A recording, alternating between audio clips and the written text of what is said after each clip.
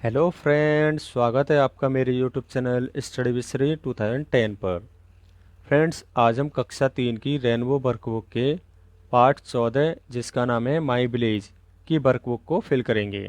इसलिए वीडियो को शुरू से लेकर लास्ट तक ध्यानपूर्वक अवश्य देखें। तो चलिए फ्रेंड्स, स्टार्ट करते हैं आज का अपना वीडियो। पार्ट का नाम है माई विलेज, जिसका अर्थ होता है मेरा गाँव। चलिए आगे देखते हैं।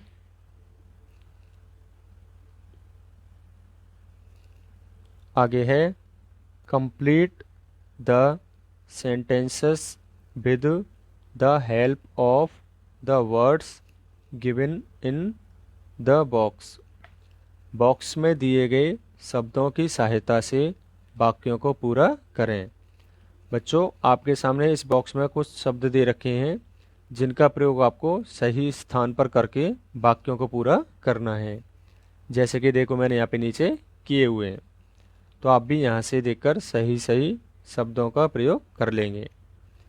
अब मैं आपको इन सभी के अर्थ पढ़ के बताता हूँ। पहला है आई एम मंजीत, मैं मंजीत हूँ। I live in a village called Ramnagar, मैं रामनगर नामक गांव में रहता हूँ। There are many huts and some pukka houses, यहाँ कई झोपड़ियाँ और कुछ पक्के मकान हैं। There is a post office, health centre and a school, यहाँ एक डाकघर, स्वास्थ्य केंद्र और एक स्कूल है। अगला है there are neem, mango and peepal trees, यहाँ नीम, आम और पीपल के पेड़ हैं। चलिए अब आगे देखते हैं। आगे है look at the picture and right the given words in their proper columns, चित्र को देखें और दिए गए शब्दों को उनके उचित कॉलम में लिखें। तो बच्चों, आपको पहले ये चित्र ध्यानपूर्वक देखना है। उसके बाद आपको इसमें जो शब्द दे रखे हैं उन्हें उचित कॉलम में लिख के पूरा करना है। जैसे एक तरफ तो आपको पर्सन, जो व्यक्ति होते हैं, उनको यहाँ पे लिखना है। थिंग्स या ऑब्जेक्ट, जो वस्तुएं होती हैं, उनको इस कॉलम में लिखना है। एनिमल या वर्ड्स, जो जानवर हैं या पक्षी हैं, उनकी मीनिंग आपको यहाँ पे लिखनी है। जैसे गॉट, यह जानवर है, तो इसकी मीनिंग आपको किस बॉक्स में लिखनी है? इसमें। गर्ल एक व्यक्ति होता है, तो आपको इस कॉलम में लिखना है। एंड ऑब्जेक्ट या थिंग्स, जो वस्तुएं हैं, जैसे हट, हट का अर्थ होता है झोपड़ी, झोपड़ी एक आपकी वस्तु है, तो आपको इनको यहाँ लिखना है। तो इसी तरीके से आपको इन सभी मीनिंग्स को सही कॉलम में लिखना है, जैसे कि मैंने यहाँ पे लिखी हुई हैं। तो आप सभी भी यहाँ से देखकर सही सही अपनी वर्कबुक में भर लेंगे। अब मैं आपको एक बार इन सभी के हिंदी अर्थ बताता जाता हूँ। जैसे वोमेन, वोमेन का अर्थ होता है औरत। गर्ल, गर्ल का अर्थ होता है लड़की। मैन, मैन का अर्थ होता है आदमी। बॉय का अर्थ होता है लड़का। स्पेड का अर्थ होता है फावड़ा। वेल का अर्थ होता है कुआं। पॉट का अर्थ होता है बर्तन। हट का अर्थ होता है झोपड़ी। ऑक्स का अर्थ होता है बैल। हैन का अर्थ होता है मुर्गी। डॉग का अर्थ होता है कुत्ता। और गॉट का अर्थ होता है बकरी। ठीक है बच्चों, चलिए अब आगे देखते हैं। आगे है label the parts of the body with the words given in the box, शरीर के अंगों को बॉक्स में दिए गए शब्दों के अनुसार लेबल करें। जैसे आपके सामने ये कुछ मीनिंग दे रखी हैं जो कि बॉडी पार्ट्स की हैं, तो आपको चित्र में देखकर उसके आधार पे उसके सामने लिखना है। जैसे ये आपको हेयर हैं, तो आपको हेयर के आगे हेयर की मीनिंग लिखनी है जिसका अर्थ होता है बाल। ये फेस है तो फेस के आगे फेस की मीनिंग। ऐसे ही जो भी आपको दिखाई दे रहा है, जैसे ये गर्दन है तो गर्दन की मीनिंग, ये बाजू है तो बाजू की मीनिंग। इसी तरीके से आपको इन सभी की मीनिंग लिख लेनी है। अब मैं आपको इन सभी मीनिंग्स के अर्थ बताता चलता हूँ। जैसे पहला है हेयर। हेयर का अर्थ होता है बाल। फेस, फेस का अर्थ होता है चेहरा। आर्म, आर्म का अर्थ होता है बाजू। हैंड, हैंड का अर्थ होता है हाथ। हेड, हेड का अर्थ होता है सिर। नेक, नेक का अर्थ होता है गर्दन। एल्बो, एल्बो का अर्थ होता है कोहनी। फिंगर्स, फिंगर्स का अर्थ होता है उंगलियां। आगे नी, नी का अर्थ होता है घुटना। लेग, लेग का अर्थ होता है टांग। फुट, फुट का अर्थ होता है पैर।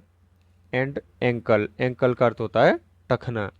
ठीक है बच्चों, तो आप भी इसी तरीके से यहाँ पे सभी को भर लेंगे। चलिए अब आगे देखते हैं।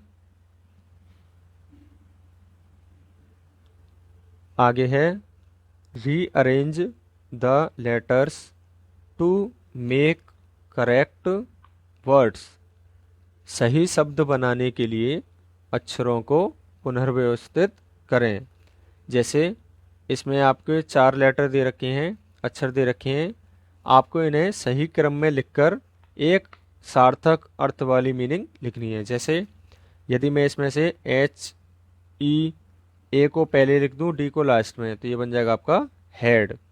अब ये अर्थपूर्ण मीनिंग बन जाएगी जिसका अर्थ होता है सिर। ठीक है बच्चों, तो आपको भी इसी तरीके से इन सभी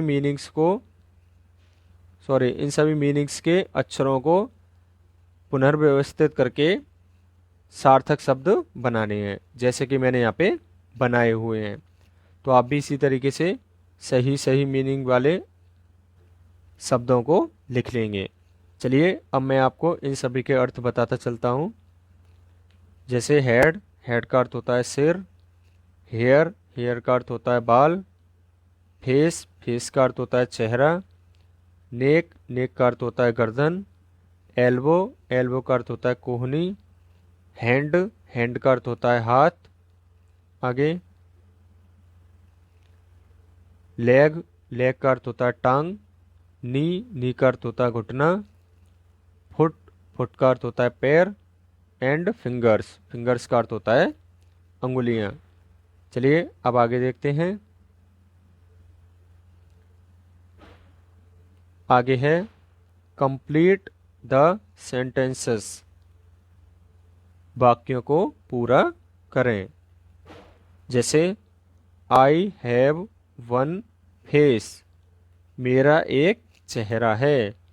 तो बच्चों आपको जो भी आपके शरीर की वस्तुएं होती हैं, 1 2 3 जो भी हैं, आपको उनकी मीनिंग यहाँ पे लिखनी है। जैसे आई हैव वन हेड, मेरा एक सिर है। आई हैव 2 हैंड्स, मेरे 2 हाथ हैं। आगे आई हैव 10 फिंगर्स, मेरी 10 उंगलियां हैं।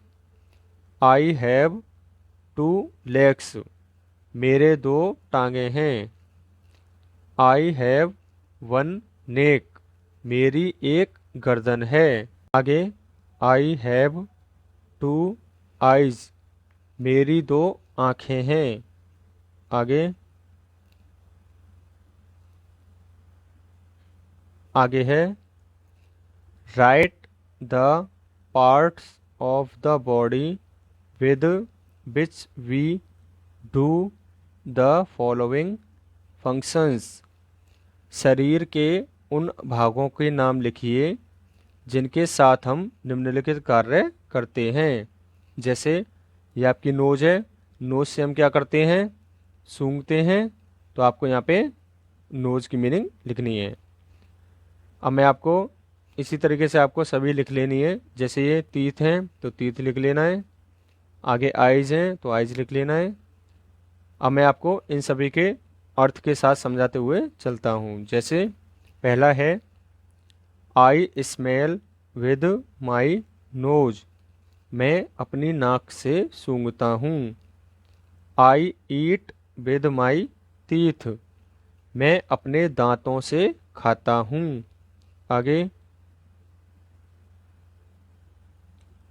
आई सी विद माई आइज, मैं अपनी आँखों से देखता हूँ। I hear with my years, मैं अपने कानों से सुनता हूँ। I walk with my legs, मैं अपने पैरों से चलता हूँ। आगे, आई राइट विद माई हैंड, मैं अपने हाथ से लिखता हूँ। तो बच्चों, यहीं पर हमारा आज का वीडियो समाप्त होता है। यदि आपको मेरा वीडियो अच्छा लगा हो तो प्लीज़ वीडियो को लाइक करें, चैनल को सब्सक्राइब करें और वीडियो को अपने दोस्तों के साथ अवश्य शेयर करें। तो चलिए फ्रेंड्स, मिलते हैं अपनी नेक्स्ट वीडियो में। तब तक के लिए अपना ख्याल रखें। जय हिंद, जय भारत।